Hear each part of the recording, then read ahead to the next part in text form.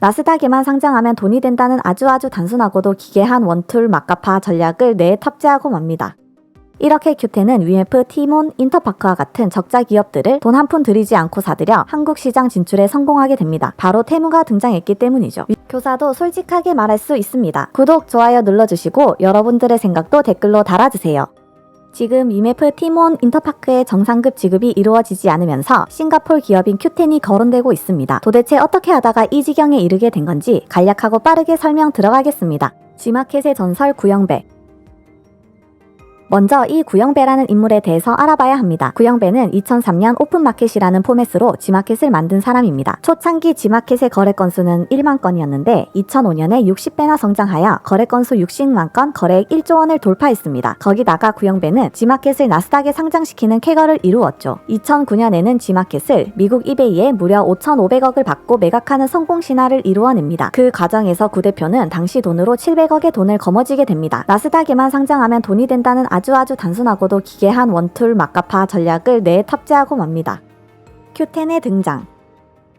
구영배는 이베이에 G마켓을 팔면서 한국에서는 10년간 이커머스 사업을 하지 않는다는 경업금지 조항에 걸리게 됩니다. 또 나스닥에 상장시켜서 돈을 벌고 싶었던 구영배는 싱가폴로 향하게 됩니다. 그리고 싱가폴에서 큐텐이라는 이커머스를 만들게 됩니다. 이 큐텐이라는 이커머스는 판매자와 소비자가 다른 나라에 사는 게 특징입니다. 이제는 친숙해진 테무와도 같죠. 큐텐은 중국 판매자와 동남아 소비자를 연결해주는 이커머스였습니다. 나름 동남아 쪽에서는 알아주는 기업이지만 나스닥 상장을 하기에는 많이 아쉬운 상태였죠. 나스닥 상장을 하기 위해서는 한국 시장이 필요했습니다. 마침 경업금지 조항이 풀린 구영배는 한국 시장 진출을 시도합니다.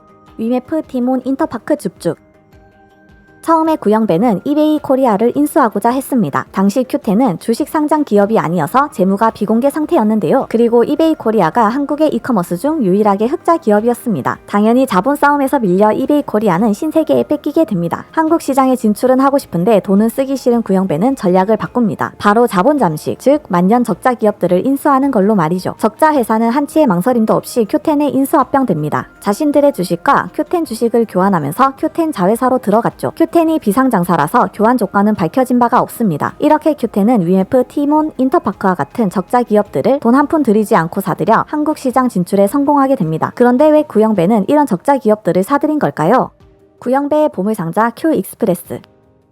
Q익스프레스라는 이름만 들어도 택배 회사라는 것을 알게 되죠. Q익스프레스는 큐텐의 자회사인데요. 구영배는 Q익스프레스를 나스닥에 상장시켜서 또 한탕을 해먹고 싶었던 겁니다. 큐텐으로 동남아와 중국, 한국의 이커머스 회사들을 인수하고 이커머스의 모든 물건 배송을 Q익스프레스가 맡게끔 하여 Q익스프레스의 물동량과 실적을 올리려고 했던 겁니다. 나스닥 상장에 눈이 멀어 Q익스프레스의 스텝만 죽어라고 찍어대니 다른 자회사들의 실적 등 관리가 될 리가 없었습니다. 매출도 줄어가고 영업이익은 더 나빠졌습니다. 어떻게든 매출을 늘리려고 구영배는 궁여지책으로 상품권을 미끼로 사용하는데요. 10만원짜리 티몬 상품권을 8만원에 파는 겁니다. 이 상품권을 구매하면 1000만원짜리 가전을 티몬에서는 800만원에 살 수 있는 기적이 생기는 거죠. 언발에 오줌 누는 격으로 매출을 유지하려고 발악을 하지만 모든 관심은 나스닥 상장에만 있으니 재정 악화는 더더욱 심해집니다. 구영배 유니버스의 완성, 위시 인수.